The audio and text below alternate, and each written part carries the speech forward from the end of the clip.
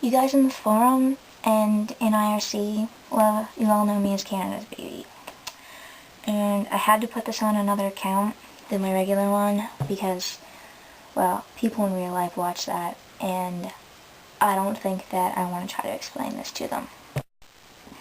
See, the thing is, you guys, well, I guess you guys know a lot about me, but you don't really know a lot about what happened to me when I was a kid, or what I used to be into when I was a kid. Well, you don't really know anything that I was into except for the last, year and a half. Because I don't think I've ever told you guys what my life used to be like before I came out. See, I used to be really, really, really religious. And then, when I started coming to the realization that I was gay, I got really upset. I didn't know what to do. I mean, it's not normal, right? So, well, I went on like normal, and I was always really important to everybody in my church, but I never really understood why. Like, ever since I was just a really little kid, I was like the person that everybody else looked up to.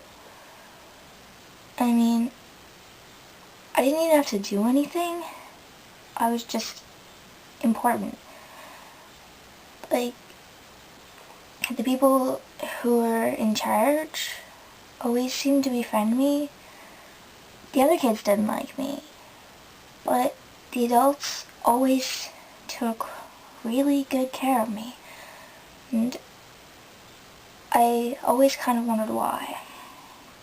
Then, when I got a bit older, well, things started getting a little weird. I ended up being, super important and getting picked to go to, this weird thing in another city, and it was like a gathering. It was all kids my age.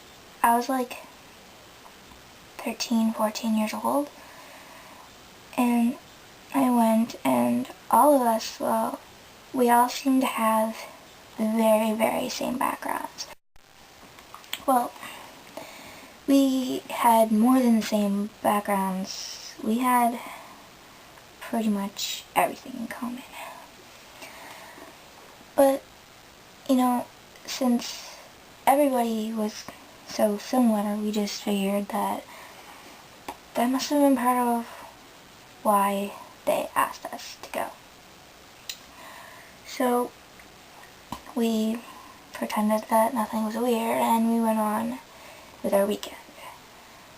And